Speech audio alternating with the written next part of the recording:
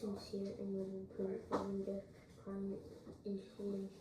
I assure you that all this will die. Knowing his heart was caught steps together.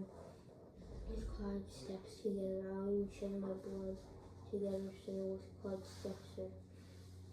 Most illustrated prince, a mean soul in spirit, and asked the scoundrel even not only a mean man, who's better to deal with a scoundrel like himself or a most noble man like you.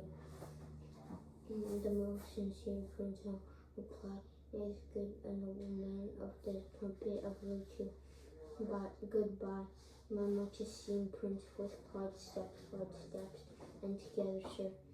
The prince finally understood why he won't hold it, and the time he touched those 3 letters that why he had put off the morning and had fallen and heavy sleep on his couch, still resolving to open one of those envelopes again. He again had a heavy dream, and again the same criminal woman came to him. She looked at him with tears glistening on her long eyelashes, again called to follow her, and he again woke up as earlier, painfully trying to remember her face. He wanted to go to her at once, but he could not. At least, almost in despair, he opened the letters and began to read. These letters also resembled a dream. Sometimes your dreams and strange dreams and unnatural. You wake up and remember them clearly. Surprised at the fact that you remember first, of course, and did not abandon during the whole first course of your reason, did not abandon you during the whole first course of your dream. You knew I've been covering and logically for the whole long when you were surrounded by men when they were being settled with you, concealed and contentious, and treated you in a friendly way. Through they'd already seen the weapons ready and were only waiting for some sort of sign. You remember how cleverly you find it and deceived them, hidden for them.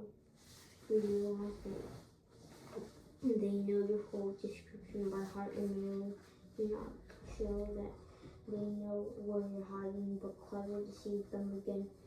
All that you remember clearly, but that at the same time the reason to be concealed with such an obvious absurdity is impossibilities with which, among other things, your dreams was filled.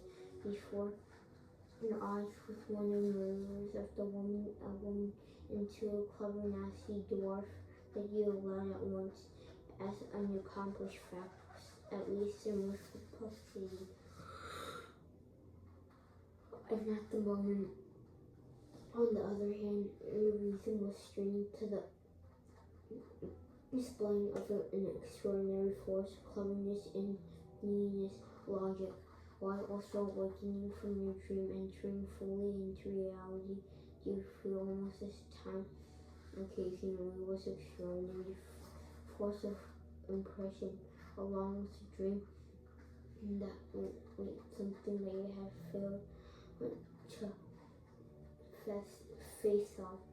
Your smile, the absurdity of a dream, and feel at the same time with the tissue of those absurdities contains some thought, but a thought is real, and sometimes it borders to your true life, something that really exists, and as always existed in your heart. It as if your true dream had told you something new. Clock-headed, awaited. Your impression is strong. Is it joyful or is it tormenting? But what had been told you can neither comprehend or recall. It was almost the same after these letters, but even without opening them, the prince felt like that very fact of existence possibility was already ready like a nightmare. How did she dare to write her? She asked, wandering alone in the evening, sometimes not even remembering herself where he was walking. Not even remembering herself where he was walking. How could she write about that? And how could such a insane dream have born in her head? But that dream has already been realized in the most astonishing form that was. Reading these letters, she believed himself in the possibility and even the justification of this dream. Yes, of course it was a dream, it was a nightmare and insanity, but there was also something in it that was tormentingly, actually painful, which was justified in a torment and actual painfully which was justified in that dream and the nightmare that for insanity for several hours in a row. As if it was those and what he had read, continuously recalling fragments, lingered over them and reflected on them. Sometimes he even blamed himself to that he had sensed and foreseen it all before, me saying to himself that he read it all long ago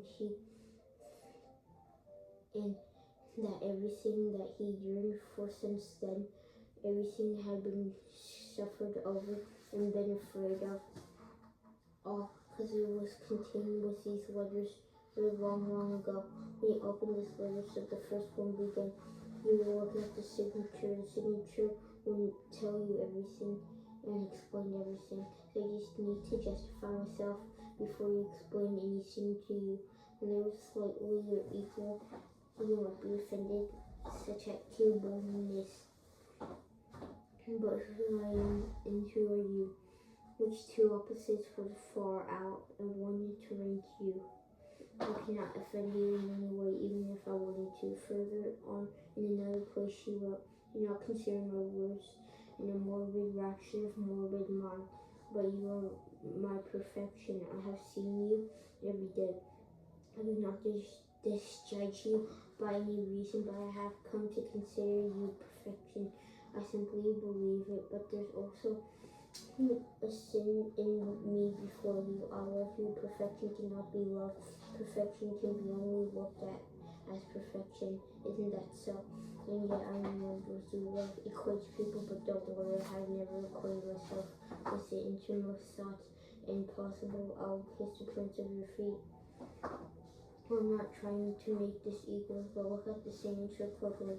On the signature, I noticed, however, she wrote in another letter that I'm talking like him, and not yet, as he asked whether you love as the light, and those words I heard from him, but even without those words, I understood that you were his light and lived by him for a whole once. And here I understand that you love him as well, and here you are one for me. How is it she also wrote and looked past you in yesterday? If they bring you to the den and show you naked vice, you should blush and cannot passively ending me off the fence. You hate the mean and base, but for your own sake, for the others who are not offended, no, can offend you. But it seems to me that you should even love me. I need the same for him, upright spirit. He cannot hate and he cannot love. He can only love you when all the peoples are all one neighbor. And even if I ask myself that question, of course not, in the natural of the abstract of mankind, and only if one almost loves oneself, then it's impossible for us, but you are to matter, and how could there be anyone you do not love and cannot compare yourself with anyone in above any offense, above any personal indignation, You learn to love without any of museum. You can love for yourself but not for the one you love. Oh, how bitterly to learn and make you feel shame or wrath because of me. Because I'll ruin you and once become equal to me. Yesterday after meeting you, I came up and thought of yesterday after meeting you, I came home and thought of a painting artist. I'll paint directly. I would portrait him alone in this place. I did him sometimes leave him alone and would always leave a small child with him, and the child would be playing beside him, perhaps telling him something in the child's language, and Christ had been ended rarely forgetful and remained on the child's bald head. He gazed into the distance as the horizon, and he had grown as silent, laying his elbow on his knee, and kept resting on his hand, and he raised his little head pensively, and all the children sometimes is not painting your innocent, and all your perfection is in the innocence of remembering that. What you care about, my passion for you, you are mine now. I shall be near you all my life. I shall die soon. Finally, the very last warrior was, for God's sake, hastened about me. With that, I replied, no, I have consolations, but it's hard for me to explain that it would be hard for me to say, but clearly even to myself, it's me. But I'm capable of self-humiliation, and I'll appear weak. That means I do not humiliate myself at all.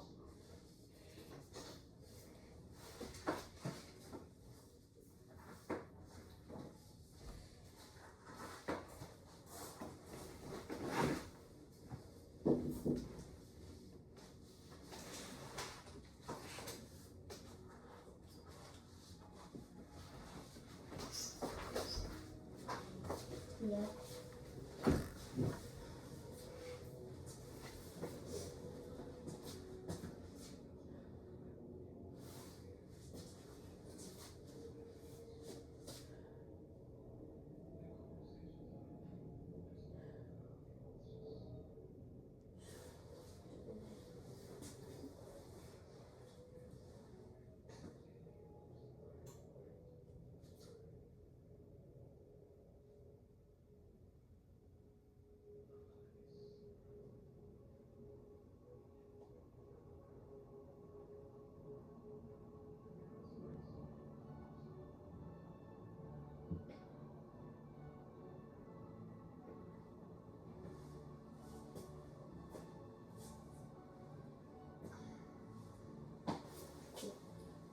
That's it?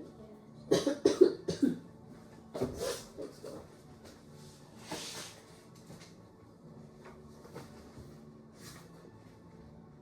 That's it. Huh? Okay. 1 second.